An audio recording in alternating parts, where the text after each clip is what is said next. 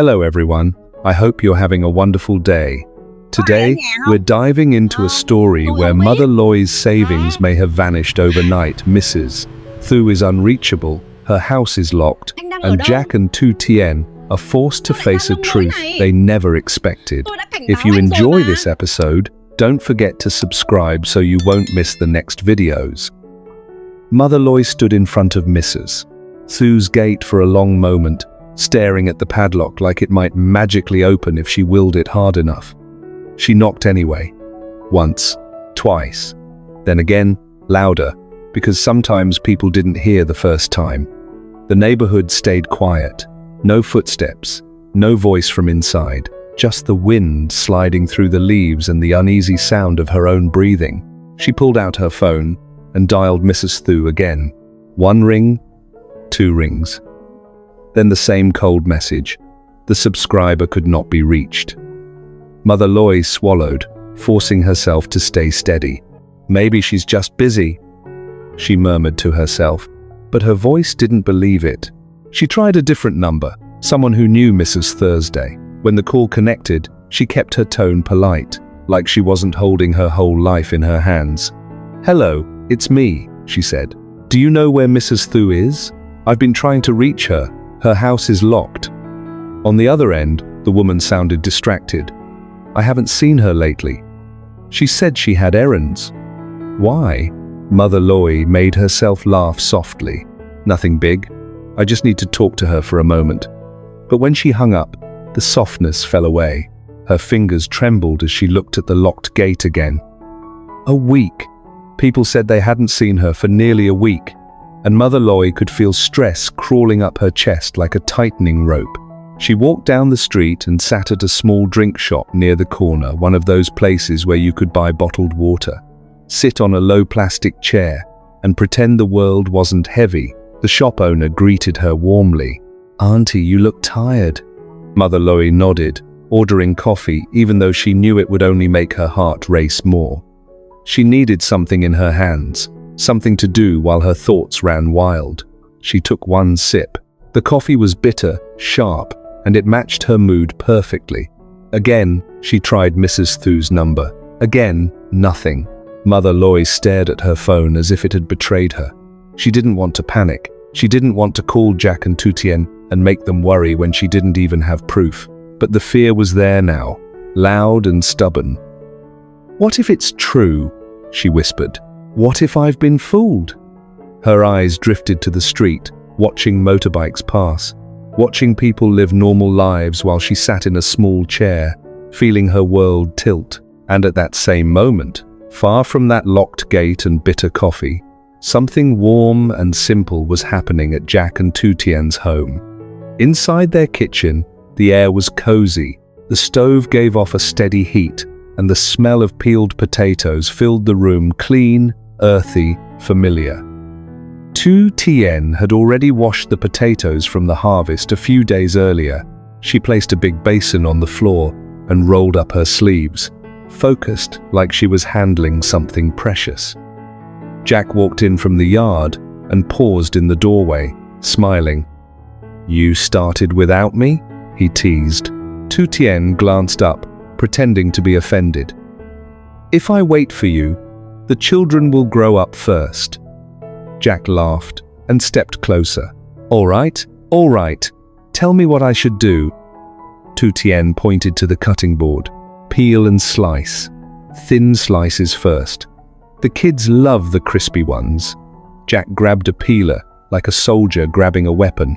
"Yes, boss." They worked side by side, and the rhythm of it felt like peace. Peel. Rinse. Slice. The sound of the knife tapping the board was steady and calming. Tu Tien soaked some slices in water, then took a separate bowl of mashed potato she'd already boiled and pressed smooth. She added flour carefully, then a little sugar, then a pinch of salt. Jack watched her hands, impressed. "You're not even measuring." Tu Tien shrugged. "I measure with my heart." "That sounds dangerous," Jack said, grinning. Tu Tien gave him a look. "You're the one who tried to cook rice once and made it into soup." Jack held up his hands. "That was one time." Tu Tien's smile widened, and for a moment she looked lighter than she had in days. The kitchen warmth softened her cheeks, and Jack could tell the simple act of cooking something normal was healing her in a quiet way. He lowered his voice. "Are you feeling okay today?" Tu Tien didn't stop mixing. "I'm okay, don't worry." Jack didn't push. He just nodded and stayed close, like he could protect her with presence alone. Tu Tien rolled the dough into small cakes, pressing them gently between her palms. Then she poured black sesame seeds onto a plate and coated the cakes until they looked speckled and fragrant. Jack leaned in. "Those look fancy," Tu Tien smiled. "They're just potatoes." Jack shook his head. "No, that's not just potatoes. That's you turning something simple into something that makes people happy." Tu Tien's eyes flickered with emotion, but she covered it with a quiet laugh. "Then hurry up and heat the oil." Jack moved fast, eager to be useful. The pan began to crackle, and when the first cake touched the hot oil, the sound filled the room like a celebration. Tu Tien watched carefully, flipping them at the right time. Golden edges formed. The sesame scent rose into the air. Jack couldn't help himself. "Can I taste one?" Tu Tien lifted an eyebrow. "It's for the children." Jack pressed a hand to his chest dramatically. "I am a child at heart." She sighed like she was tired of him, but her smile gave her away. She handed him a small piece. Jack blew on it, took a bite, and his eyes widened. "Oh," he said. That's really good." Tu Tien laughed. "You always act surprised." Jack pointed at her with the half-eaten cake. "Because you keep doing it. You keep making everything better." They fried batch after batch. Crispy slices for the kids who liked snacks. Soft cakes for the kids who liked something sweet and warm. Tu Tien lined them up in a basket with banana leaves, the way people did before plastic took over everything. When the last batch finished, Jack washed his hands, lifted the basket, and cleared his throat. "Attention, everyone," he announced to the empty kitchen. "Today I am the cake delivery man." Tu Tien laughed. "Don't embarrass yourself in front of the kids." Jack winked. "Too late. My reputation is already gone." They stepped outside together, walking toward the small, open area where children in the village often played. The afternoon sun was soft, and the air smelled like grass and distant cooking fires. Before they even reached the field, the kids spotted them. "Uncle Jack!" one boy shouted, sprinting forward. Jack bent down, holding the basket like treasure. "Who wants potato cakes?" The answer was instant. A crowd formed like magic. Tu Tien crouched beside the basket. "Hands first," she said gently. "Go wash your hands." Some of the kids groaned like it was the hardest rule in the world, but they still ran off, laughing, bumping shoulders, racing each other to the water tap. When they came back, they sat on the grass in a circle, and Tu Tien handed out cakes one by one. A little girl took a bite and smiled so wide her cheeks puffed up. "It's sweet." A boy held up a crispy slice. "Mine is crunchy." Jack leaned back on his hands, watching them eat, watching Tu Tien's face soften every time a child smiled at her. For a while, the world felt simple again. Then one kid stood up and said, "Uncle Jack, play with us." Jack pretended to think. "What game?" The kids shouted suggestions all at once until the loudest one won. "Blindfold catch." Jack laughed. "Oh no, I already know I'm going to lose." They tied a cloth around his eyes. The children held hands in a circle, moving around him, giggling, whispering, daring each other to get close. Jack reached out, spinning slowly. "I can hear you," he warned. A kid snorted and gave himself away, and the whole circle burst into laughter. Tu Tien clapped, laughing with them, and Jack could hear it, her real laugh, not the careful one. Jack lunged forward and grabbed the nearest shoulder. "I got you!" The cloth came off, and the child squealed, half proud to be caught. "Now your turn," the kids demanded. They blindfolded Tu Tien next. She stood still at first, listening. Then she stepped carefully, reaching out, smiling like she had stepped back into her own childhood. Jack moved quietly behind her, trying to avoid being caught until Tu Tien suddenly turned and grabbed his sleeve. The kids screamed with laughter. Jack froze. "That's not fair." Tu Tien pulled off the blindfold and looked at him, amused. "You're too loud," Jack laughed, holding his hands up in surrender. Okay, you win." They played until the sun began to dip lower, until the kids' cheeks turned pink from running and laughing, until the basket was empty and everyone felt that sweet, tired happiness you only get after a good day outside. And somewhere far away, at a small drink shop near a locked gate, Mother Ly stared at her silent phone again, worry heavy in her chest, while her son and daughter-in-law tried to keep warmth alive in the village, one potato cake at a time. The sun was already leaning toward the hills when the kids finally slowed down. Some of them lay flat on the grass, breathing hard and smiling up at the sky like they'd just finished the biggest adventure of their lives. A few others sat cross-legged, still chewing the last crumbs of potato cake and trying to decide what game they wanted to play next. Jack wiped sweat from his forehead and looked at Tu Tien. "I forgot how tiring it is to be a kid." Tu Tien laughed, her cheeks warm from running. "You didn't forget. You just pretend you're still young." Jack pointed at her like that was proof. "And you just caught me with a blindfold on. That means you're young too." The children started calling out goodbyes, one by one, racing back toward their houses, as their parents' voices echoed from a distance. A small boy waved and shouted, "Tomorrow again." Jack raised a hand. "If you behave." The boy grinned. "We will."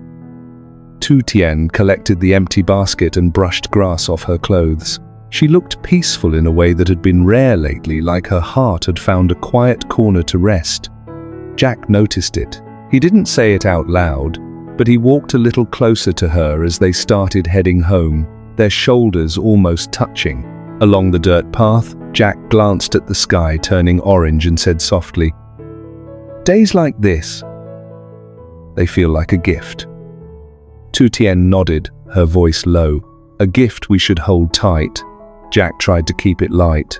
"Okay, so tomorrow we hold it tight and also maybe don't chase children for an hour." Tu Tien gave him a look. "You were the one who agreed first." Jack smiled. "Because I saw you smiling, I wanted to keep it going." Tu Tien didn't answer right away. She just looked down at the path and took a slow breath, like she was storing his words somewhere safe. When they reached the house, the dogs barked as if they were greeting heroes returning from battle. Jack laughed and crouched to scratch behind one dog's ears. "You didn't even come with us," he scolded playfully. "You missed all the fun." Tu Tien went inside and poured water into 2 cups. Jack followed, and for a few minutes, the kitchen felt warm again, still holding onto the smell of sesame and fried potato. Tu Tien rinsed the bowls and said, almost to herself, "I'm glad we did that." Jack leaned against the doorframe. "Me too." The kids were happy. Tu Tien hesitated, then added, "And I was happy." Jack's expression softened. "That's the point." He watched her carefully, quietly checking her face the way he always did, now looking for any sign of strain, any hint that she was pushing herself too hard. Tu Tien noticed his eyes and gave a small smile. "I'm okay, Jack." Jack nodded, but his voice stayed gentle and serious. "If you get tired, you tell me. No hiding." Tu Tien's smile faded for a second, then returned, calmer. "I'll tell you." Jack exhaled as if that promise alone let him breathe. They were putting away the last things when Jack's phone buzzed. He didn't think much of it at first. Work sometimes followed him even when he tried to shut the door on it. He glanced at the screen, then froze. It was Uncle Dung. Jack answered fast. "Uncle? Is everything okay?" Uncle Dung's voice came through tight and worried. "Jack, your mum has been calling Mrs. Thu again and again. Still nothing. She went down there by herself today." Jack's chest tightened. "She went alone?" "Yes," Uncle Dung said. "She didn't want to bother you, but she came back." She looked like someone took the ground out from under her. Tu Tien stepped closer, her face changing. What happened? Jack covered the phone slightly, then spoke into it again. Uncle, where is Mom right now? At home, Uncle Dung answered, sitting quietly, not eating, not talking much. She keeps holding her phone like it's going to ring. Jack's stomach dropped. He remembered his mom's voice before, trying to sound brave when she talked about investing. He remembered how she said she just wanted to help him, just wanted him to stand strong. Jack swallowed. Uncle, we're coming. Uncle Dung sounded relieved. Come, please. And Jack, prepare yourself. The call ended. The house felt suddenly too quiet. Tu Tien's voice came out careful. It's about the money, isn't it? Jack nodded, jaw tight. It sounds like it. Tu Tien stepped closer and touched his arm. We go together. Jack looked at her. Are you sure you're okay to go? Tu Tien didn't hesitate. I'm okay. Your mum needs us. Jack grabbed his keys and moved quickly. Still, before they left, he poured a glass of warm water and made Tu Tien drink it, like a small act of protection. Then they got in the car and drove toward Mother Loy's house. The road was familiar, but the feeling wasn't. Jack's hands gripped the steering wheel harder than usual. Tu Tien watched the passing trees and tried to keep her breathing steady, like she was preparing to carry someone else's pain without breaking. When they arrived, the lights were on, but the house felt heavy. Uncle Dung opened the door before they even knocked. His face showed it all: worry, frustration, helplessness. She's inside, he said quietly. Be gentle. Jack nodded and stepped into the living room. Mother Loy was sitting at the table, her phone in front of her like an object she didn't trust anymore. Her shoulders were slumped. Her hair looked messier than usual, like she hadn't bothered to fix it. Jack's voice softened instantly. Mom. Mother Loy looked up, and for a second she tried to smile. It didn't work. Jack, she whispered. Tu Tien. Tu Tien walked to her and took her hands. Mom, what's going on? Mother Loy swallowed hard. I can't reach her. I went there. The door is locked. The neighbors said they haven't seen her for days. Jack pulled out a chair and sat close, keeping his tone calm on purpose. Okay, tell me everything, step by step. Mother Loy's eyes filled with tears, and she wiped them quickly, embarrassed. I was scared you would struggle. I thought if I put money in, I could help you. She said it was safe. She said it was land, and it would grow fast. Jack's throat tightened. How much, Mom? Mother Loy hesitated, then her voice cracked. All of it, and I used the house papers. Tu Tien's breath caught, but she didn't interrupt. She squeezed Mother Loy's hands tighter instead. Jack closed his eyes for a moment, as if he needed 1 second to hold himself together. Then he opened them and spoke carefully. Mom, listen to me. You did it because you love me. I understand that. Mother Loy shook her head, tears slipping now. I was trying to be useful. I didn't want to be a burden when I'm old. Jack leaned forward. You are not a burden. You are my mother. Uncle Dung stepped in, voice rough. I told her we should have asked you first, but she was worried. She kept saying you had enough stress. Jack nodded, still calm, but his eyes were sharp now. Uncle, thank you for telling us. Mom, we're going to handle this together. Mother Loy looked at him like she was afraid to hope. What if it's gone? Jack didn't pretend. He didn't lie to comfort her. Instead, he spoke with steady truth. If it's a scam, we report it. Tonight, if we need to, the sooner the better. Mother Loy's hands trembled. I feel so stupid. Tu Tien moved closer and wrapped her arms around her. You're not stupid. You were trying to protect your family. Mother Loy broke into quiet sobs, and Tu Tien held her like a daughter holding her mother. Jack stood up and walked around the table, placing a hand gently on Mother Loy's shoulder. His voice softened even more. Mum, You protected me when I had nothing. Now it's my turn to protect you." Uncle Dung nodded slowly. "So, we go to the police?" Jack looked between them, then at Tu Tien. She nodded once, steady. "Yes," Jack said. "We go. We tell them everything. And we don't hide anything out of shame. Shame doesn't solve problems." Mother Loy wiped her face. Her voice was small. "Will you be angry at me?" Jack answered immediately. "No. I'm scared for you. That's all." Mother Loy's shoulders shook again, but this time it wasn't only fear. It was relief, because she wasn't alone anymore. Tu Tien held her hand and said softly, "We're here.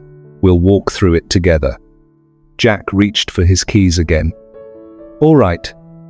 Let's go now. The sooner we start, the sooner we find where she went." As they prepared to leave, the house still felt heavy, but there was something else in it now too. A quiet strength.